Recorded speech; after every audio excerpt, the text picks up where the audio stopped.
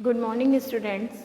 हम लोग BA first semester में होम साइंस में जो आपका न्यूट्रिशन वाला पार्ट था वो पढ़ चुके हैं। अब हम लोग इसमें देख रहे हैं कि अंकुरीकरण जैसे भोजन से संबंधित है ये आपका अंकुरीकरण। अंकुरीकरण क्या होता है, इसको इंग्लिश में हम लोग जर्मिनेशन के नाम से जानते हैं। जर्मिनेशन क्या है, जब भी किसी खाद्य अनाज यानी कि अनाजों को अंकुरित किया जाता है तो उसमें खड़े अनाजों का प्रयोग करते हैं। खड़े अनाजों को अंकुरित करने से क्या होता है कि इनकी जो पोषक क्षमता है वो कई गुना बढ़ जाती है। कई गुना का मतलब है कि इसमें विटामिन सी की मात्रा, प्रोटीन की मात्रा, फाइबर की मात्रा, क्योंकि अनाज जो होते हैं वो छिलके सहित होते हैं और इससे मोटापा और जो है आपका डायबिटीज़ अन्य चीज़ों से छुटकारा भी मिलता है। तो ये आपके अंकुरीकरण है।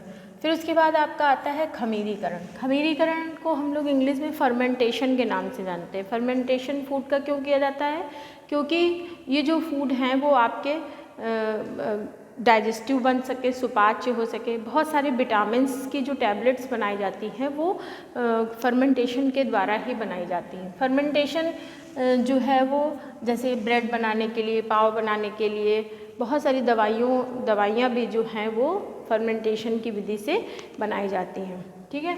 फिर उसके बाद आता है आपका स्थानापन्न तथा पूरकता। स्थानापन्न क्या है? स्थानापन्न जैसे किसी भी खाद्य पदार्थ के स्थान पर दूसरे खाद्य पदार्थों को लेना। जैसे कि जो छोटे शिशु होते हैं उनको हम लोग क्या देते हैं, वो मदर फीड करते हैं। मदर फीड जैसे 6 मंथ के अंडर के स्टूडेंट हैं और जो बच्चे हैं, चाइल्ड हैं, वो उनको 6 महीने के बाद डॉक्टर प्रिस्क्राइब करते हैं कि आप जो है खाद्य पदार्थ इनको देना शुरू कर सकते हैं, अनाज दे सकते हैं।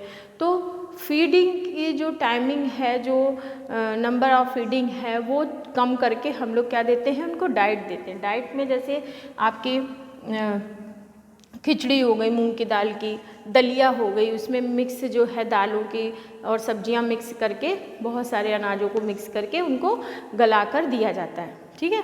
तो ये स्थानापन्न हो गया। उसके बाद जैसे कि पूरकता क्या है?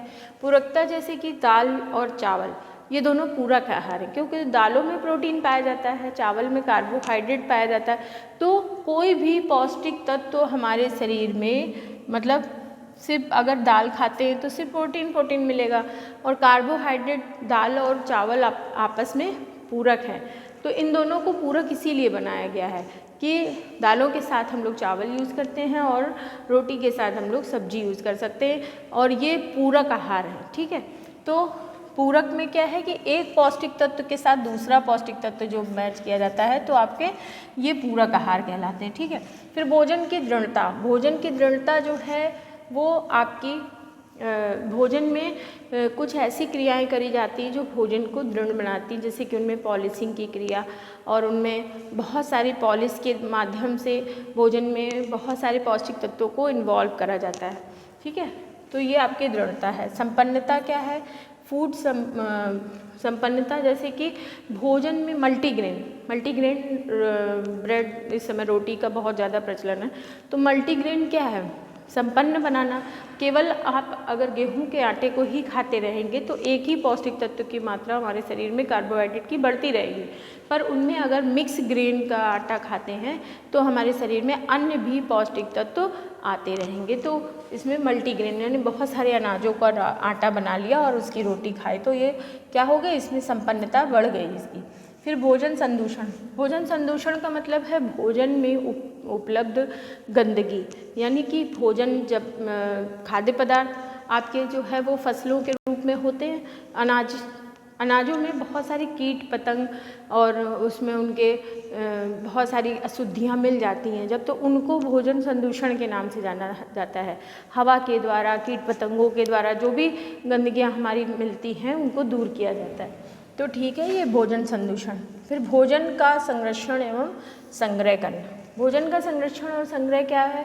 भोजन का संरक्षण का मतलब है कि आप भोजन को, अनाजों को कई साल तक जो है वो संरक्षित करें। जैसे कि खेतों में जब अनाज लगाया जाता है तो उसको यूरिया डाली जाती है, उसमें कीटनाशक डाले जाते हैं, तो ये उनका संरक्षण हो गया, क्योंकि उनको बाहरी कीट पतंगों से बचाना है, तभी फसल हमारी तैयार हो पाएगी अच्छी।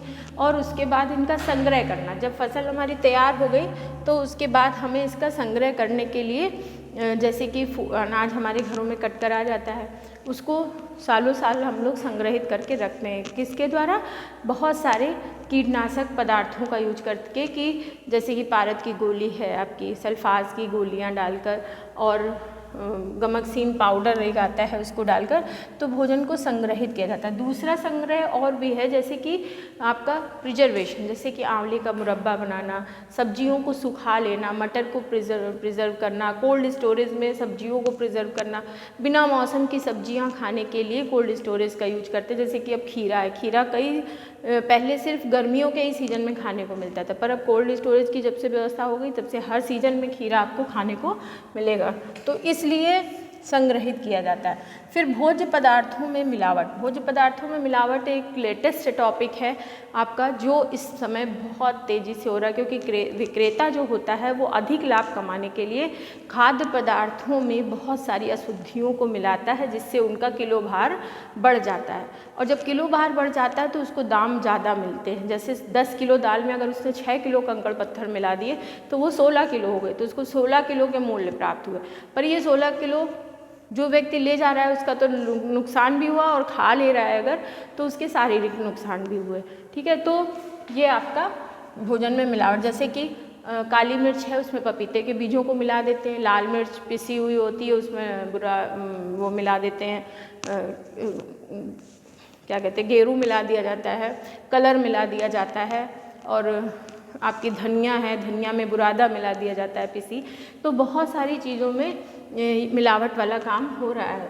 ठीक है, फिर उसके बाद खाद्य अधिनियम। खाद्य अधिनियम जो है वो सरकार के द्वारा चलाए गए नियम है, जो फूड एक्ट के अंतर्गत चलाए जाते हैं।